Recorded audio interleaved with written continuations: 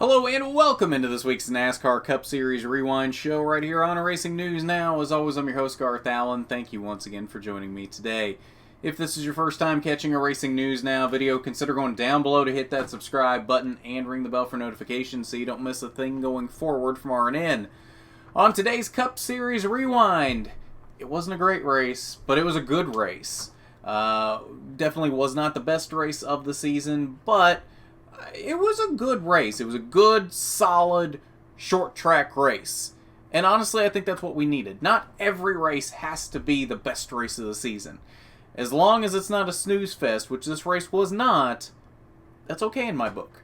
Again, not every race can be the best race in the world. It was the Blue-Emu 500 laps, 263 miles around the half-mile Martinsville Speedway in Martinsville, Virginia.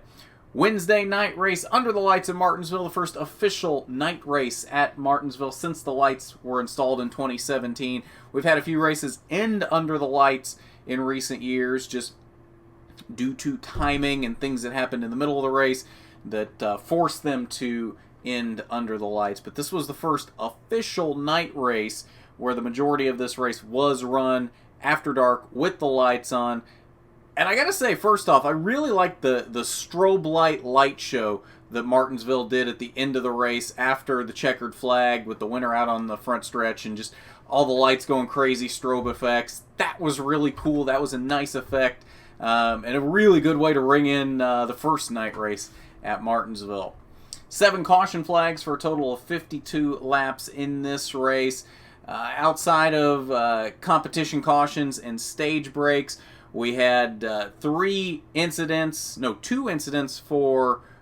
cautions for incidents, 1 for debris from Austin Dillon's car early in the race, 1 for Timmy Hill stalling on pit road, and then our only cautions for incidents came late in the race with a Eric Jones, David Starr incident in turn 2, around lap 325, and then at lap 396, Quinn Houff spun in turn 2. Those were your only cautions for incident in this race. They kind of broke up that third stage, gave us some restarts and some things to make it a little more exciting in the second stage without the leader running away with this thing.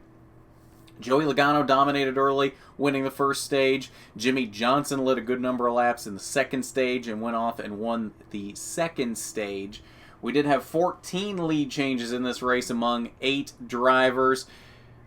Joey Logano led so many laps in this race, especially early on in this one. He had clearly the fastest car early in this race, 234 laps, almost half the race went to the driver of that 22 car. Also in triple digits was Martin Truex with 132 laps led, but let's not let it go unnoticed that Jimmy Johnson led 70 laps in this race along with that stage win.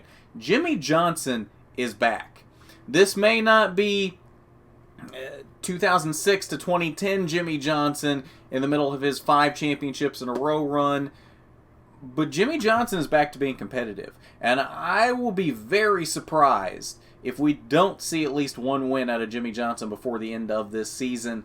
It's just around the corner every single race, especially since we've come back from the break. He has been up front and giving it a winning effort every single week.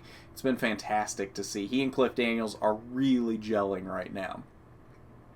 So with that being said, Joey Logano led the most laps, almost half the race. Jimmy Johnson led a good portion of laps and won the second stage.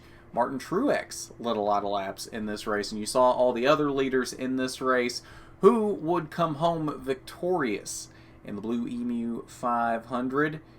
It would be a first-time winner for 2020, and the checkered flag would go to Martin Truex Jr., leading 132 laps in this race on his way to his victory, his first one of the 2020 season, and the first for crew chief James Small, who is in his first year crew chiefing for that 19 car. So congratulations to both of them on this win. A stellar run out of that 19 car. He was super quick late in this race. Definitely well deserving of it. Definitely had the fastest car late in this race. Ryan Blaney, very much off early in this race. Actually started from the pole, but within the first 60 laps went a lap down. He was mid-20s in the first 100 laps of this race and was a lap down to his teammate Joey Logano. Absolutely abysmal car for that 12 team early in this race. Somehow they turned that car all the way around, led 34 laps in this race, and came home second. A fantastic effort out of that 12 team, and honestly, probably could chalk that up to almost a win in this case. It was just incredible to see them go from so bad early in this race to so fast late in this race. Really good effort out of that 12 team. Brad Keselowski, his teammate there in third, and then capping off the 2-3-4 performance for Team Penske was Joey Logano in fourth, who again led so many laps early in this race, had to settle for fourth late in this one. And then Chase Elliott rounded out your top 5. Rest of your top 10, Alex Bowman, Matt DiBenedetto, a Team Penske aligned car there, and the Wood Brothers number 21 came home in 7th to put 4 Team Penske-esque cars in the top 10. Stellar night for those Penske Fords. William Byron 8th, Kurt Busch 9th, and Jimmy Johnson rounded out the top 10 in this race. 11th through 20th, a fantastic run for Bubba Wallace in this race. Ended up 5th in Stage 1, 6th in Stage number 2, brought it home in 11th in his Black Lives Matter Chevrolet. Big night for him. He was really putting a lot of effort into this one, and it really showed. Gave it a fantastic run tonight. He's mentioned how this is his favorite track, and he runs the best out of any track here, and it really showed tonight at Martinsville. Really, really good run for Bubba Wallace. Ryan Newman landed in the 12th position. Kevin Harvick off late in this race. Had some speed in the car early. Never led in this race, but finished 8th in Stage 1, 5th in Stage 2, but ended up 1 lap down in the 15th position at the end of this race. Once again, your highest finishing rookie in this one is Tyler Reddick. He landed in the 16th position, as he has most weeks this season, outperforming his Rookie of the Year contenders and showing them that he can run fairly competitively in that 8 car for RCR. Clint Bowyer fast early, finished 2nd in the first stage, but faded late and came home in the 17th position. Kyle Busch off all night, ended up 1 lap down in the 19th position. He was another one that got lapped early in Joey Logano's hard charge in the first stage to put a lot of cars a lap down. Kyle went a lap down early in this race and really never recovered from that. Eric Jones, same thing. He ended up 3 laps down there in the 20th position. 21st through 30th, Matt Kenseth there in the 23rd position. Same deal for Denny Hamlin. Off early, went a lap down, and never recovered from it. 24th for him. A lot more rookie contenders on this page. John Hunter Nemechek in 25th. Christopher Bell, 28th. Cole Custer in 29th. And Brennan Poole there in the 30th position. 31st through 39th, final page here. Eric Almirola had a battery issue with about 25 laps to go and ended up in the 33rd position. Unfortunate for him, as he did lead 19 laps in this race very early on. Austin Dillon had issues all night. Finally ended up getting taken out in an accident late in the going, about 100 laps to go, and he ended up in the 37th position. So that's your results from the Blue-Emu 500. So let's take a look at your playoff grid before wrapping up here tonight. Obviously, Martin Truex locking himself into the playoffs, joining the Winners Club for this season, with Chase Elliott and Alex Bowman joining alongside him with 1 win this season. And then, of course, your 2 Winners Club is still Kevin Harvick, Joey Logano, Brad Keselowski, and Denny Hamlin. Jimmy Johnson moved up a couple spots this week after his top 10 run. He is back up to the 11th position. Matt DiBenedetto, with his top 10 run, also gained a couple spots. He's up to 13th now. Eric Almirola, with his very abysmal finish in the 30s, dropped 3 spots down to the 14th position.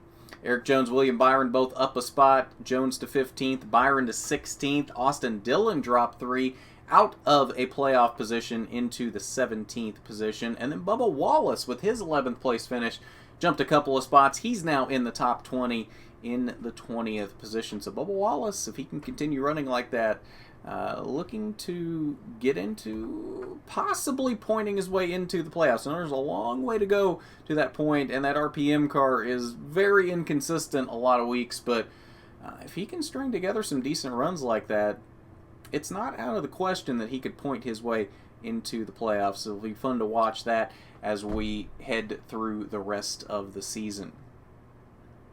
But that's your playoff grid following the Blue-Emu Maximum Pain Relief 500 from Martinsville. And I believe that'll do it for us on this NASCAR Cup Series Rewind. Lots of action coming up this weekend. ARCA returns to action on Saturday with the ARCA East event from Toledo Speedway. You better believe we will have a rewind show for that one. Will also be a watch party for that one since we are not able to be at the track giving you coverage from the track. We'll give you a watch party instead. Come hang out on RNN and watch the race with us. And then, of course, following that will be a rewind show. Should be a Truck Series rewind that night as well for their race from Homestead. And then Xfinity and Cup rewinds on Sunday from Homestead. Diecast review coming up tomorrow. Probably actually today by the time this goes out. No new 2019 cars this week. So we'll be going back in time just a bit with a race win from a few years ago. Be fun to look at that one. A really cool one here in the collection. Definitely a cool one that I'm excited to show off there. And then, of course, next live stream will be on Sunday at 1 p.m. I do believe it will. I believe it'll be at 1 p.m. I'm not 100% sure how that's going to work with Homestead races, but might be at 1 p.m. We'll see how that works out. It should be. Supposed to be NASCAR Thunder 2004 this week. We'll see how that exactly works out with those, with the doubleheader from Homestead. Might have to change the time, maybe even the date for that. We will see how that works out. It may end up being late Sunday night. I don't know. We'll see.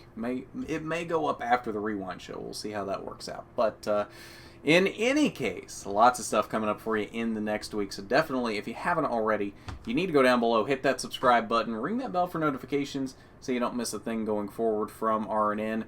And while you're down there, do me a favor. Hit that big thumbs up button for me if you like the video. It is much appreciated when you do that. It really helps out the channel here. Lets me know you like what you're seeing, and it lets YouTube know that you like what you're seeing here on RNN. But that's going to do it for this NASCAR Cup Series Rewind. So at that, this has been the NASCAR Cup Series Rewind show here on Racing News Now. As always, I'm Garth Allen.